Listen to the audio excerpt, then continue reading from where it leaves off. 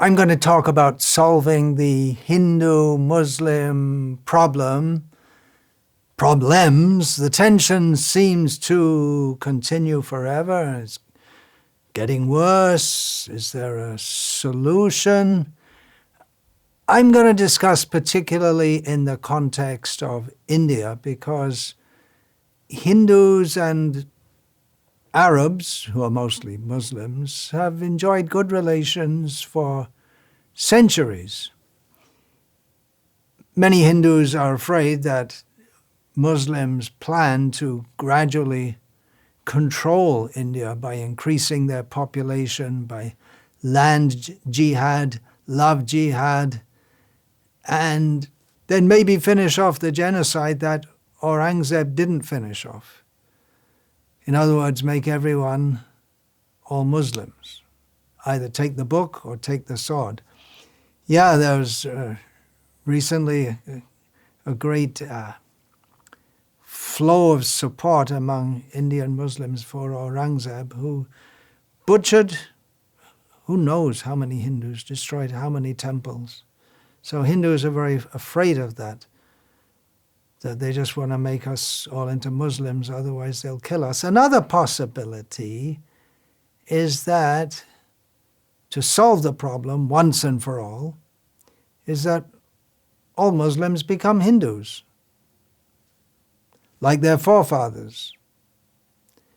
Now, how is it going to happen? Because there are such big differences in beliefs between Hindus and Muslims. For instance, polytheism in Hinduism is absolutely rejected. In Islam, what is considered idol worship in Hinduism is absolutely rejected. In Islam, there's the Kaaba in Makkah, but somehow that's okay. But the differences seem to be irreconcilable, and by discussion, there's no solution because it comes down to a matter of faith. But there's one major point of difference in worldview between Hindus and Muslims that should no longer be a matter of faith, and that is reincarnation. It's hard to define what Hindu means, but pretty much all Hindus believe in reincarnation, that we are now in one body. Previously we were in other bodies, and in the future we'll go to other bodies. But Muslims don't accept this. They don't believe this. But nowadays there's huge evidence for the reality of reincarnation. Look on YouTube. There's so much anecdotal evidence of so many cases of people remembering previous lives, and they go back in time, and then they're taken to that situation and they can speak the local dialect, and they know intimate details of some family in which they were born previously. There's so much evidence of reincarnation, and for that reason alone, Muslims should understand that they got it wrong, and they should become Hindus. You may say that, well, science doesn't accept it. Yeah, but science isn't scientific. Science is very close-minded. What goes on in the name of science is all very materialistic, and they don't accept, even if there's good evidence, anything which might point to anything spiritual.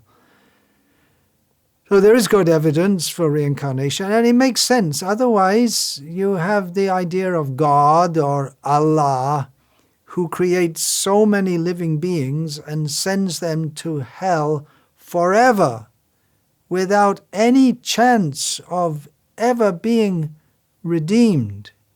They say that God is all merciful, but that's not merciful by any definition.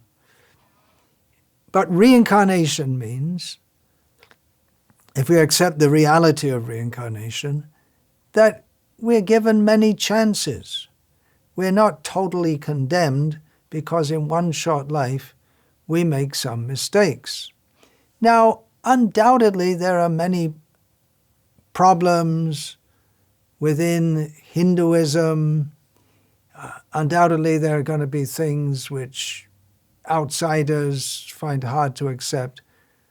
For instance, the caste system, which actually, if it's understood as a method of social organization, if it's properly understood and implemented, it's not a bad thing. It's the implementation has gone wrong. It's a matter of social stratification and organization. It doesn't have to be strictly birth-based. It doesn't have to be exploitive. It would mean for Muslims to make this change, to have a major shift in perspective. Many things would need explaining, for instance, the seeming multiplicity of gods, the worship of deities. Actually, I'm not advocating for Hinduism exactly, because most Hindus are Hindus because they're born into a Hindu family. Most Muslims are Muslims because they're born into a Muslim family. These are all temporary designations, but what we should all be seeking is the highest need of our soul, which is pure love of God.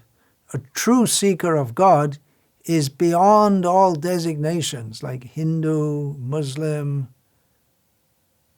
In this regard, I'd like to read a statement from our spiritual master, His Divine Grace Srila Prabhupada. Conflict between Hindus and Muslims was created by polluted politicians, especially foreign rulers, and thus the situation gradually became so degraded that India was divided into Hindustan and Pakistan. Fortunately, the remedy to unite not only the Hindus and Muslims, but all communities and all nations can still be implemented by the Hare Krishna movement on the strong basic platform of love of Godhead. Isn't that better to seek love of Godhead rather than fight and kill, throw each other into hell, at least in our imaginations? Love of God. Who is God? How can we develop our hearts yearning for love of God? This is what we should really be seeking. Someone might pipe up and say, well, you can all become Christians, but that has the same problem as Islam. There's no understanding or acceptance of reincarnation. The idea of a God who whimsically creates the world and then sends most of the people to hell. Or you could say that, well, everyone should become an atheist, forget religion altogether. But that doesn't make sense either. It's a wild idea that they have, that everything came from nothing for no reason. There's no meaning to life or no purpose of life except to be a bunch of chemicals, and there's no real difference between you and me and a clod of earth. We're all just chemicals. Just ignoring these spiritual experiences of billions of people over centuries, or saying that it's just all imagination. So forget atheism. That's a useless idea. Can it happen that Muslims accept the reality that reincarnation is a fact? Well, why not?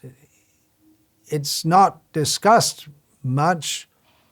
Hindus and Muslims, who are in opposition to each other, tend to lobby accusations against each other.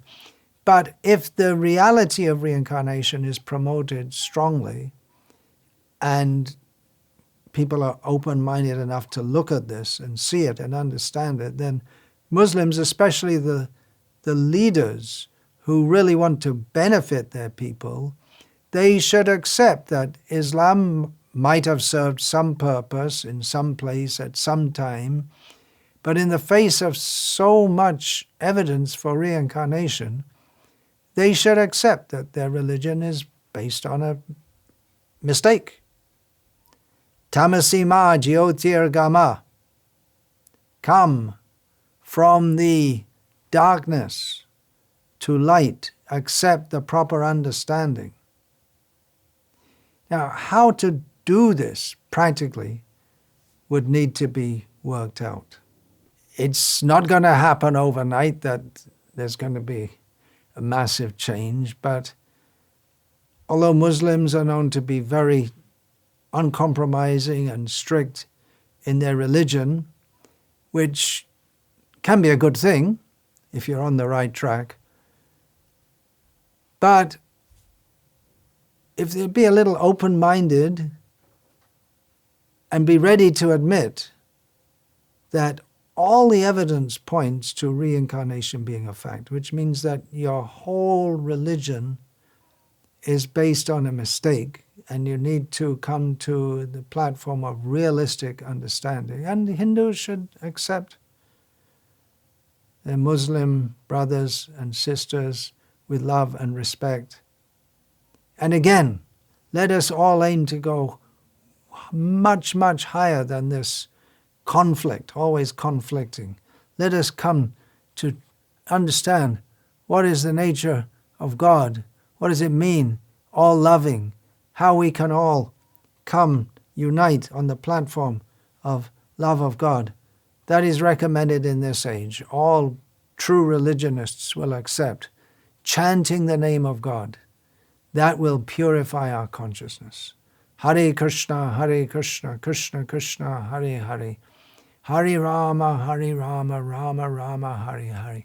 Let there be massive kirtan festivals in which everyone can participate and experience the mercy of the Supreme Personality of Godhead reciprocating in our hearts.